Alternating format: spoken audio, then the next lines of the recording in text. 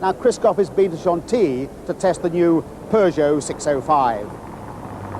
If Citroën have a name for engineering innovation, then its big brother Peugeot is known for conservatism and reliability. With the new 605, Peugeot now have a big car in the range again, a replacement for the unsuccessful 604 last produced 5 years ago. Like the 604, the new car is styled by Pininfarina, best known currently for the Alfa 164.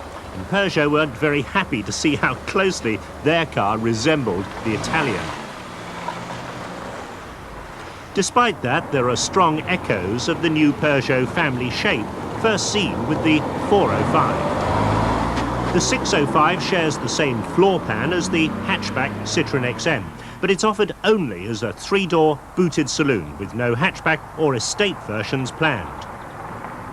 Prices in Britain should run from about £12,000 for the base model to over £23,000 for the top-of-the-range car.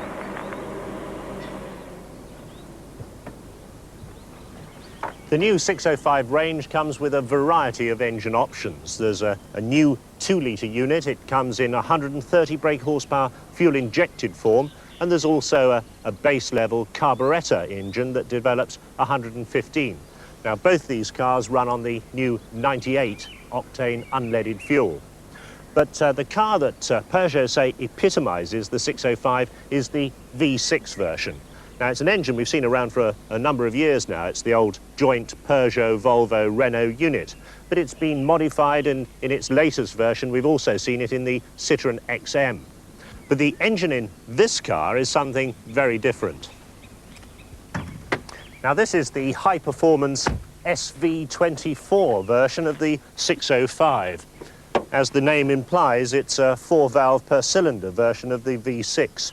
Now, it develops 200 brake horsepower, and Peugeot have gone for a relatively complex way of admitting the fuel-air mixture into those cylinders. There's 3 extra butterfly valves inside this inlet tract, and they open at different points in the rev range to satisfy the engine's demand. It's all controlled by a very complicated computer engine management system that has no less than 450 components, they say.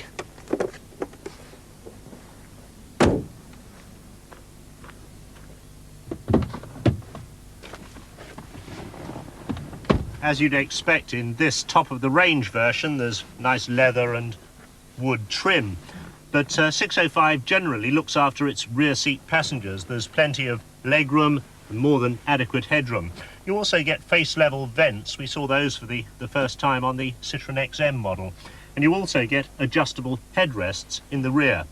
Now, this is not a 5-seater. The centre panel here is not designed to be sat on, and there's no lap strap for a 5th passenger. There is, however, a very complicated armrest that features a separate compartment, and behind it a panel that comes down with a rather obscene-looking cover for your skis when you're off to the resorts.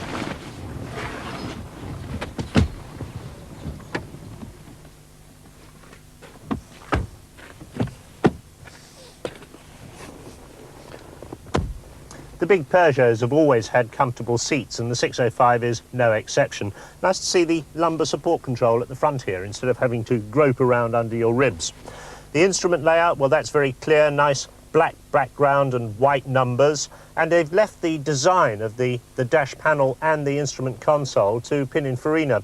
He's chosen to put a row of fairly anonymous-looking switches along here, and one of them is the emergency flashers. I'd like to see a big, red, obvious control for hazard warnings in today's traffic conditions. But the rest of the layout, as you'd expect, all the executive creature comforts. The radio is controlled here on a stalk, and that's something I'd like to see all manufacturers adopt with today's very complicated hi-fi systems.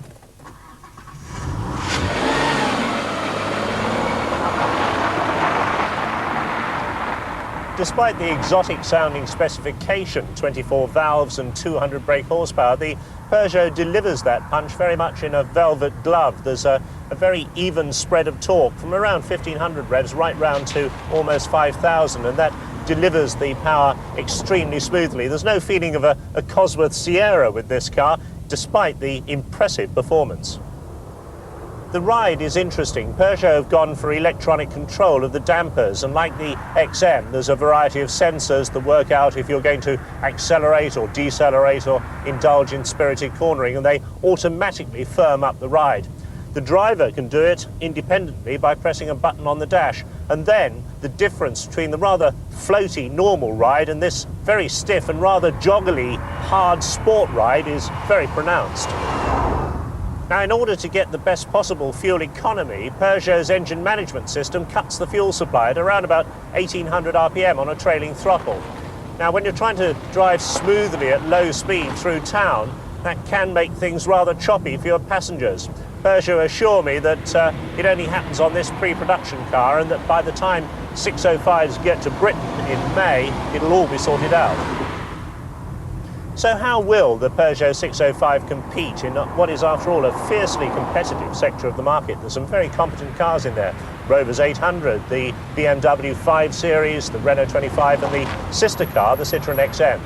Well, Peugeot's always appealed to people who like their styling to be muted, the engineering to be conservative, but the cars to be strong and durable.